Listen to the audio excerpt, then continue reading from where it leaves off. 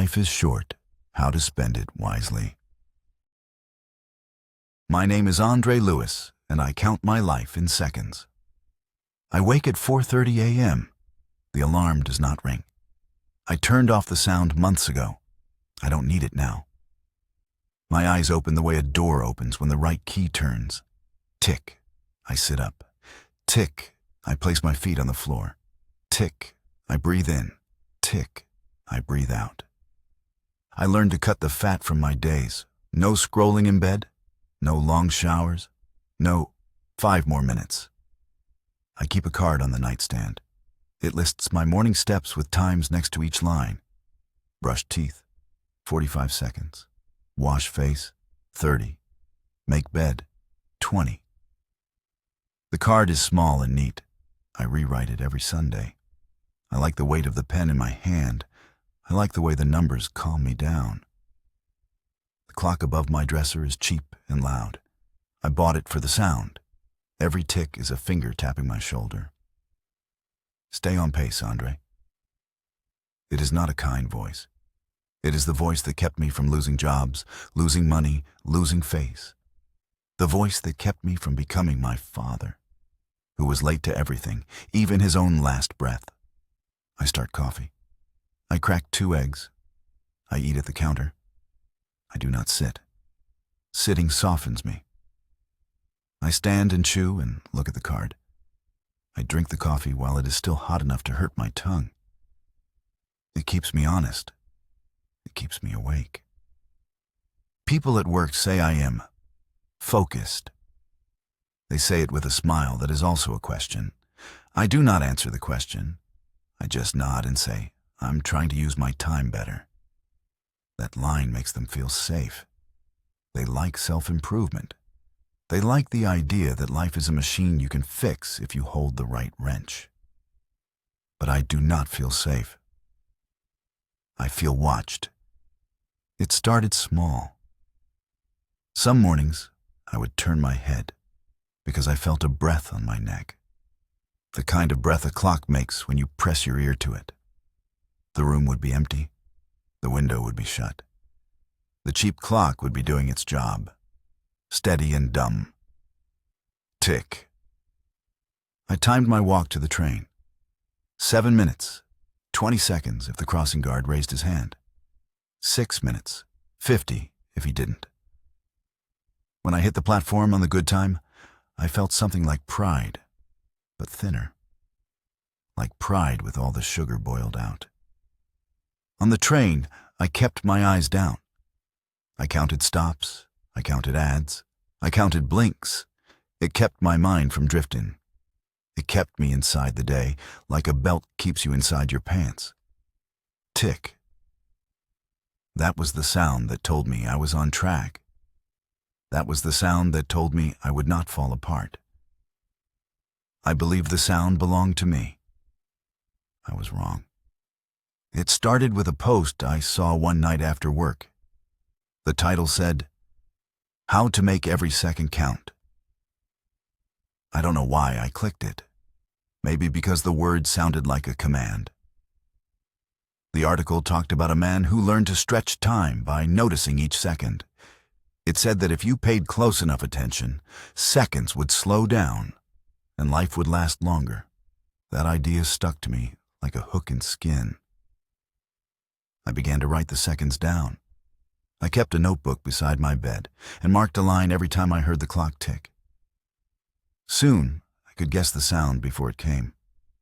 I could feel it inside my head, like a pulse. After a week, I stopped using minutes completely. I didn't say, I'll be there in 10 minutes. I said, I'll be there in 600 seconds. It made people laugh at first. Then they stopped laughing. The world started to change in small ways. The streetlights near my apartment flickered slower. The water from the tap dripped slower too, each drop fat and heavy, like it was thinking about falling. At work, I noticed something stranger. The clock above my desk would lose time. Not the digital numbers, those were steady, but the sound. It ticked less often.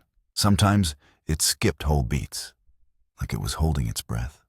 One afternoon, I lifted the clock from the wall. It was unplugged, still ticking. I put it back. That night, I lay in bed and counted the seconds by heart. 1, 2, 3. The rhythm was off. The air between ticks felt wider, like the silence was growing a body of its own. I whispered, "Tick." The sound came a moment late, answering me. When I woke in the morning, the clock hands had moved backward 5 minutes. I reset it. I left for work. Halfway down the street, I felt the same delay in my step, the moment when one foot should touch the ground, but hangs there a little too long. Time was watching to see what I would do next. I tried to ignore it. I told myself I was tired, or maybe I had counted wrong. But the world kept breathing in slow motion. At the office, I sat at my desk and timed how long it took my computer to start. It had always taken 21 seconds. That morning, it took 26. The fan made a soft whine that bent lower and lower until it was almost a hum. Everyone around me moved normally, typing, talking, laughing. I checked my watch. The second hand was still moving, but not steady. Sometimes it leapt, sometimes it crawled. I tested a theory. I held my breath for as long as I could. When I finally exhaled, I felt the room snap forward like someone had pressed play. Papers rustled, footsteps clattered down the hallway, and the air rushed back into my ears. I whispered, "Slow." And everything slowed again. It was like time wanted to please me. I should have been excited, but I felt sick. I went home early. On the train, I looked at my reflection in the dark window. The man in the glass blinked slower than me. He smiled when I didn't. That night, I set every clock in my apartment together on the kitchen counter. 6 in total. I turned off my phone. I stood in the dark and listened. The ticks didn't match. They formed a kind of pattern, like several voices speaking the same sentence at different times. I leaned closer. I could almost understand the rhythm. Tick, tick, tick, tick, tick, tick. It sounded like words. Make it count. The next morning, I woke up before the alarm again. The air was still. I looked at the clock.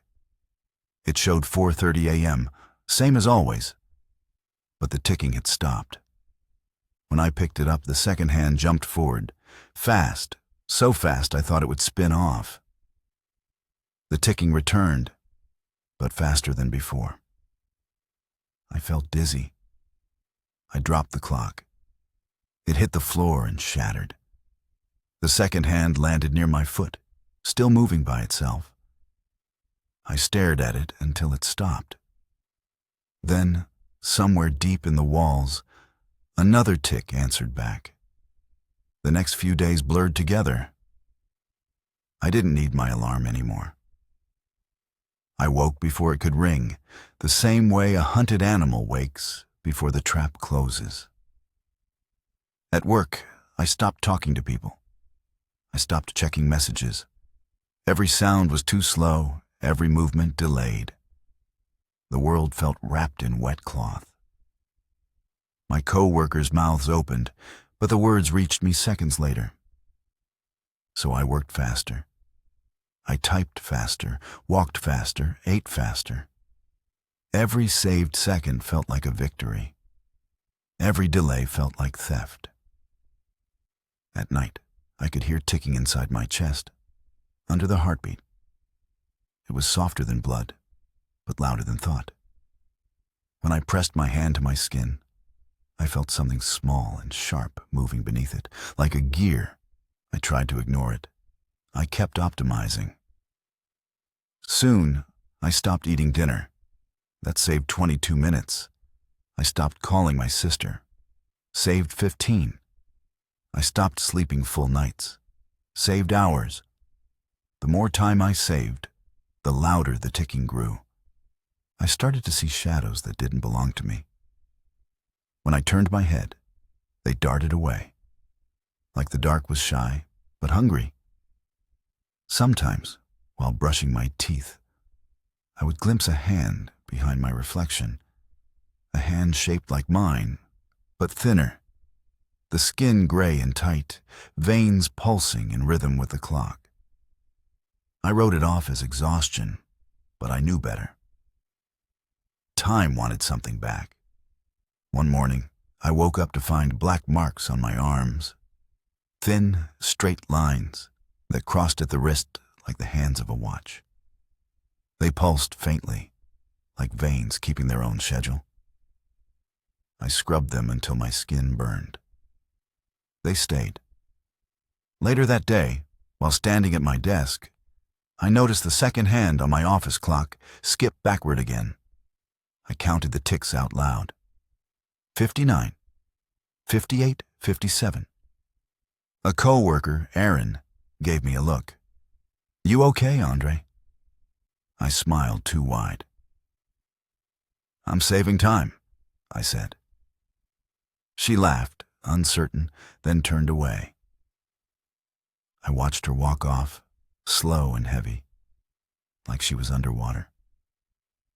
The ticking in my skin grew louder. And for the first time, I felt hungry too. The ticking stopped on a Tuesday. I woke at 4:30 as usual, but the world was too still. My heart beat once, heavy in the quiet, and then nothing. Not a sound, not the pipes, not the wind, not even the faint hum of the refrigerator. The air felt thick, like a blanket pressed over my ears. I looked at the clock. The hands had frozen in place. For a few seconds, I thought the power had gone out, but the lights still glowed soft and steady. It wasn't the world that had lost power. It was time. I whispered, "Tick." Nothing answered. The silence made my throat tighten. I walked to the window. Cars hung in the street below, headlights frozen, rain suspended in the air like glass beads. I could see each drop perfectly, tiny worlds reflecting my face. I touched the window pane. Cold. Real. I turned on the tap. Water came out, one thick rope of liquid that didn't move, didn't fall, didn't splash. I dipped a finger in and felt the shape of motionless water, slick but solid, like touching a photograph. I laughed. It sounded wrong, too loud, like it didn't belong in that kind of quiet. Something had stopped time, and I was the only thing still moving inside it. At first, it felt like a reward, all the time I had saved. Maybe this was what had bought me. The world paused so I could keep working, keep improving, keep moving faster. But soon, I noticed the air. It didn't move. My breath didn't cloud. My chest started to ache. I whispered again, "Tick." Still nothing. Then from somewhere deep in the apartment, I heard a small click. Not a full tick, but something trying to start. Click, pause, click. I followed the sound to the kitchen. The broken clock from before was lying on the counter. Its hands still, its face cracked. But from the crack came that faint click, like a dying insect tapping glass. When I leaned close, I heard it breathe, slow and steady, like something sleeping, waiting to wake up again. That night, I didn't sleep.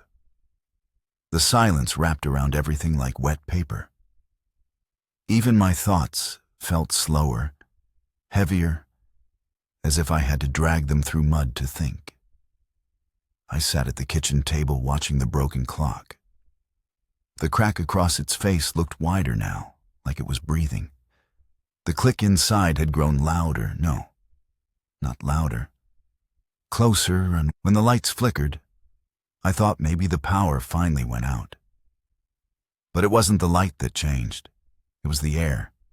It pulsed once, like a heart. Then again, I heard the floor creak in the hallway. "Who's there?" My voice came out smaller than I meant. Click. Something moved behind the wall, slow and patient. I could hear gears turning, dry metal grinding on itself. A shadow passed under the door. The temperature dropped so fast I could see my breath. I told myself it was all in my head. I told myself to breathe, to count. 1 second, 2 seconds, 3. The door handle twitched. The shadow stretched across the floor like spilled ink, long and crooked. When the door opened, the smell of iron and dust filled the air. It stood there, tall enough to brush the frame. Its body was made of clock parts, tiny gears turning under skin the color of old paper. Where its face should be, there was a round dial with no numbers. Just one black hand spinning fast, too fast to see. It tilted its head, and the sound of 1,000 ticking clocks filled the room at once. I couldn't move. When it spoke, its voice wasn't a voice at all. It was the sound of timepieces winding down. "You have saved," it said. "So much." The black hand on its face slowed until it pointed straight at me. "You owe." The crack in the clock behind me split open wider. The air pulsed again, harder this time. Every shadow in the room leaned toward me like they were being pulled by gravity. I tried to speak, but my throat locked. The figure stepped forward. With each step, the second hand on its face ticked once. "Will you give it back?" it asked. And then the world began to move again. When the world started moving again, everything snapped into motion at once. The rain fell. The cars screamed through the street. The refrigerator hummed, loud and angry. My ears rang like someone had struck a bell inside my skull. The figure didn't vanish. It stood at the table, the dial on its face turning slow and steady now. I could see the reflection of the kitchen lights glinting off the brass gears beneath its skin. "What do you want?" I whispered. It tilted its head.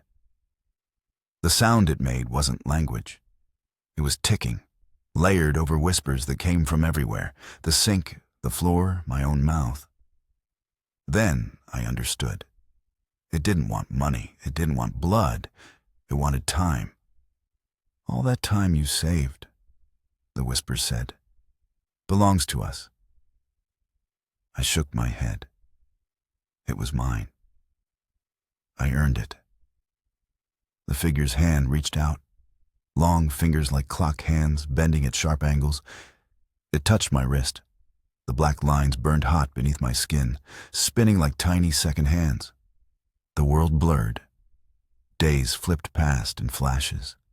I watched myself go to work, eat, sleep, wake, repeat. I saw seasons changing outside the window in a single breath. I screamed for it to stop. It didn't. I watched myself grow older in seconds. My beard thickened, then turned gray. My reflection aged faster than my thoughts could keep up. My apartment decayed around me. Paint peeled, dust thickened, the air turned heavy. The figure's voice returned, calm and close to my ear. "Still saving?" I fell to the floor. The tiles felt warm, almost alive. "Please," I whispered. "I'll slow down. I'll waste time. I swear." The dial hand on its face stopped turning. The silence that followed was worse than the noise. "Too late," it said. "You spent it all." It leaned close. I saw my reflection in its faceless dial. An old man, hollow-eyed, still counting seconds. The air pulsed again, harder, and the figure disappeared. I woke lying in my bed, heart pounding, sunlight bleeding through the blinds. My body was still young. My clock read 4:30 a.m. I thought it had been a dream, until I saw the hourglass sitting on my desk, half full. The sand inside was black, and it was falling fast. The next morning, I smashed the hourglass. The black sand spilled across the desk and onto the floor, but it didn't scatter like real sand. It crawled, tiny grains rolling toward one another until they formed a single, quivering mound. When I stepped back, it pulsed once and sank through the floorboards like water. After that, time didn't move right anymore. The days spun too fast. I'd blink and it would be evening. Blink again and night was gone. I tried to eat, but every meal spoiled before I could take a bite. Coffee went cold in seconds. I could feel the sun rise and set behind my eyes, like someone was switching the light on and off inside my skull. I stayed inside and tried to breathe slowly. It didn't help. The clocks in my apartment kept jumping, hands spinning forward, stopping, spinning again. My body didn't seem to belong to any of it. When I finally looked at my phone, weeks had passed. The messages from work said, "Andre, are you okay?" Then, "We're worried." Then nothing else. I looked in the mirror. My eyes had red rings around them. My skin hung loose, like it was lagging behind my bones. I thought about sleep, but the moment I closed my eyes, I could feel hours slipping past like water through fingers.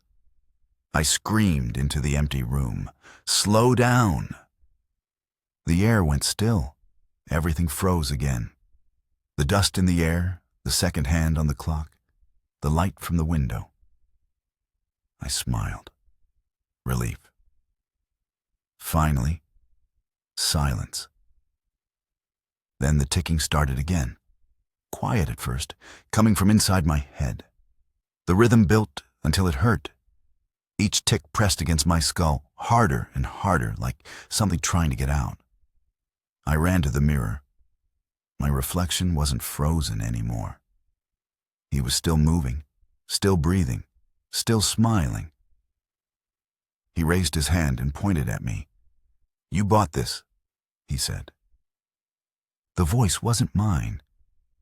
He reached out from the glass, fingers breaking the surface like water. I fell back, hitting the floor. The clock on the wall exploded into motion, hands spinning so fast they blurred into a circle of light. And in that light, I saw everything, years collapsing into seconds. I was running out of time, and it wanted every last piece of me. When the spinning stopped, everything fell silent again. But this silence was different. It didn't feel empty. It felt full, like something was holding its breath right behind me. I pushed myself up from the floor. The mirror was cracked, but my reflection was still smiling through it.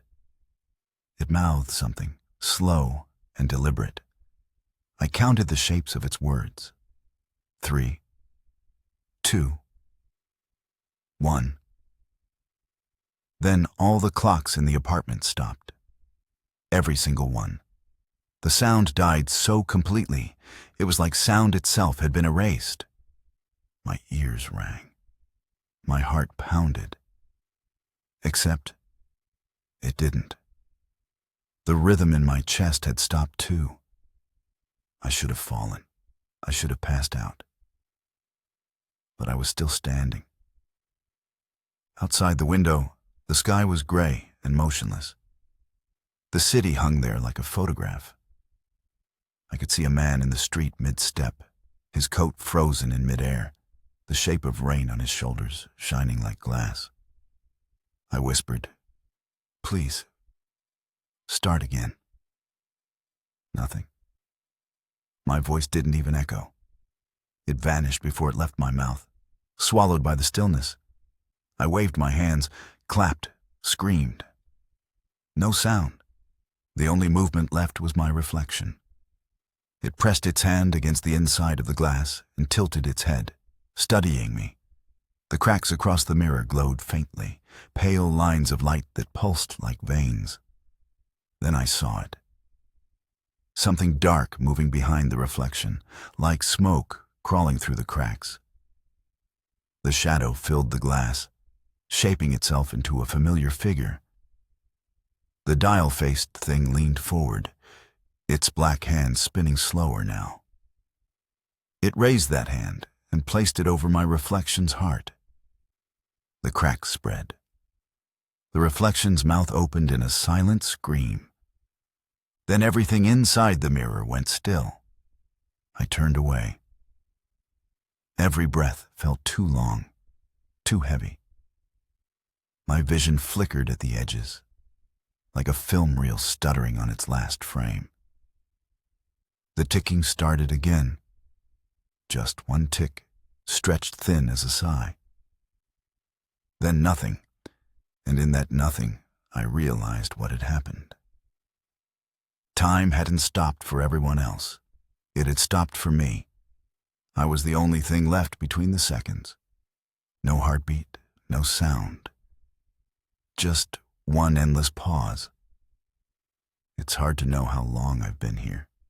There's no sunrise, no night, no clocks. Just the same gray light, the same air that never moves. At first, I thought I could fix it. I spoke out loud, counted, prayed, begged. But the words didn't leave my mouth.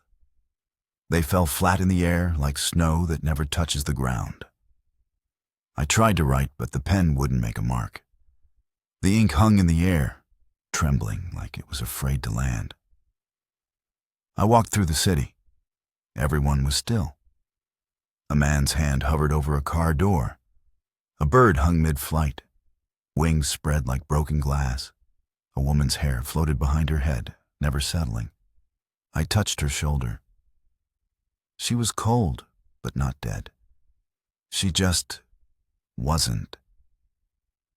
I wandered for what could have been hours or weeks. It doesn't matter anymore. Everywhere I went, the world was paused. Except for one sound that followed me. Tick. It was faint at first, behind walls, under floors, inside my skull. I followed it down an alley that ended in a dead end. On the brick wall there was a clock I'd never seen before. Old, brass, heavy. Its glass face cracked. Its hand moved once every few minutes. Each time it did, the world twitched, the rain trembled, the lights blinked. A sound almost happened. Then everything froze again. I tried to smash the clock. My fists hit it, but there was no sound, no pain. The glass didn't even shake. Then I noticed something reflected in the cracked face, my own image, older again.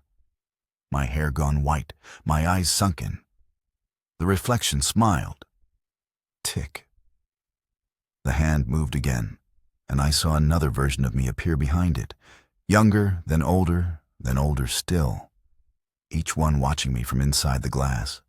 A whole row of Andres lined up, each frozen at a different age. The last one whispered something I couldn't hear. Then the glass bulged outward, like it was breathing. I reached for it, and in that moment, I heard a voice, clear, calm, and close to my ear. Not mine. He used every second. Then the clock's hand stopped, and so did everything else.